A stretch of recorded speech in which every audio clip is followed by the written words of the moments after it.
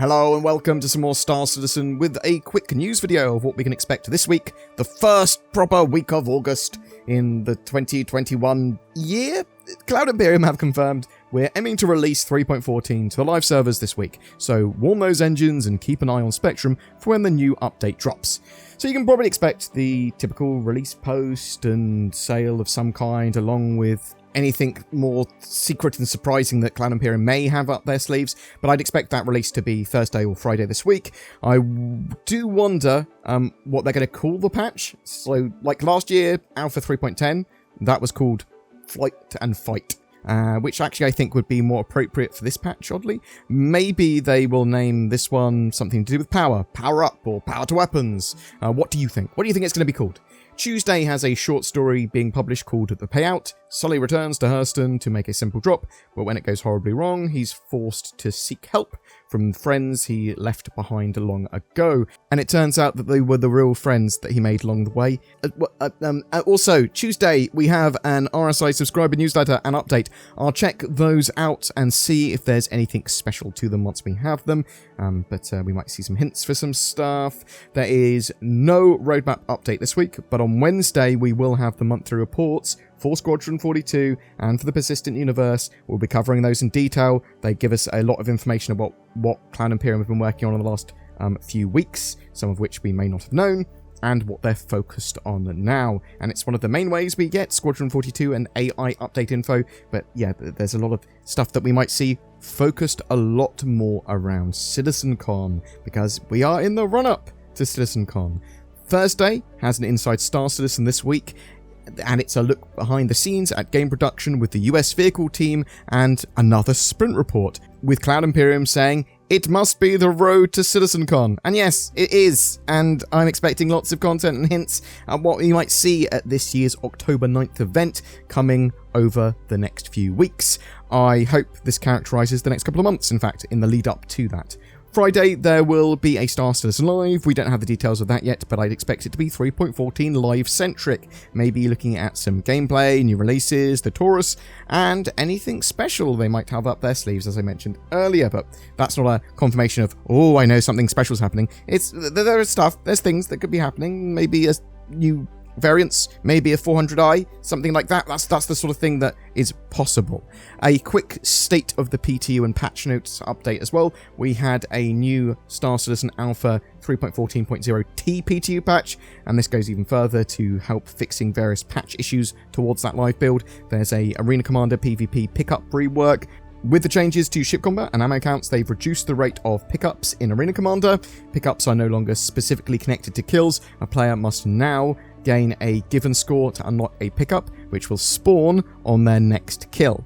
This may take approximately 3 to 4 kills. All pickups have been adjusted to give a percentage of the requested resources rather than a fixed value, and they've also removed fuel pickups because we've got boost now. Fuel doesn't make much sense in the same way in Arena Commander.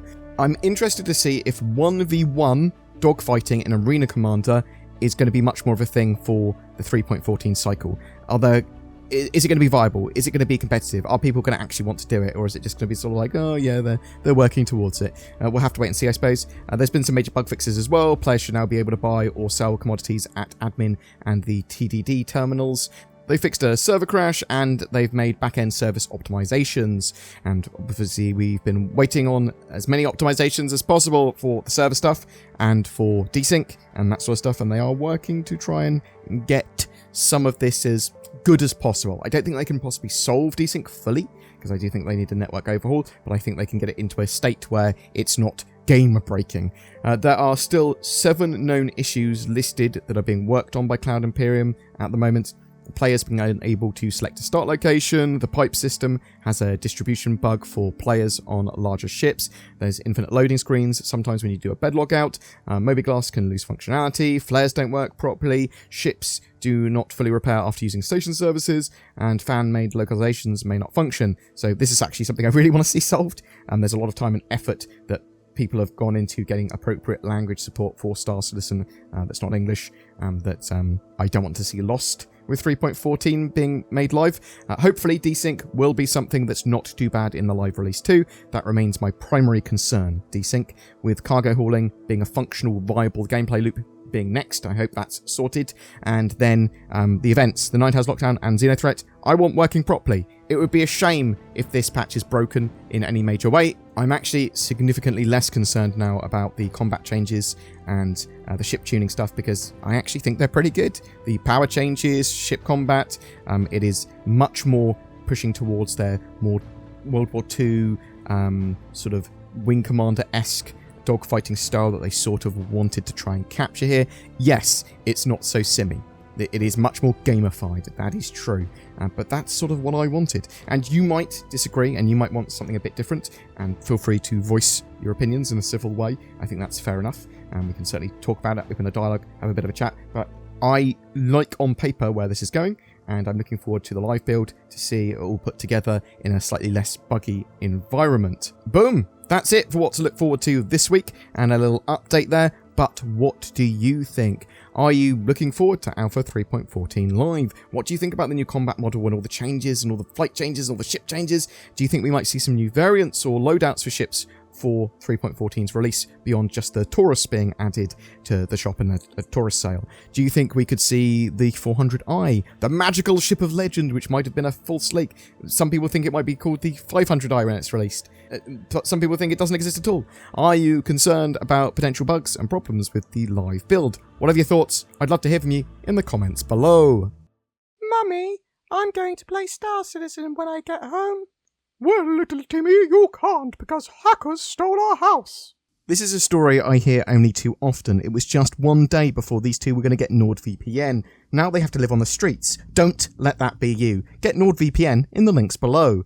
Every month we have a ship giveaway. For August, we are giving away a Mercury Star Runner, the fantastic multi-crew hauler data mission runner, allowing you to do a little bit of everything the Star Citizen has to offer. To be in for a chance of winning that, comment on any of my videos made during the month. More details in the links below. If you'd like to further support the channel, consider becoming a channel member.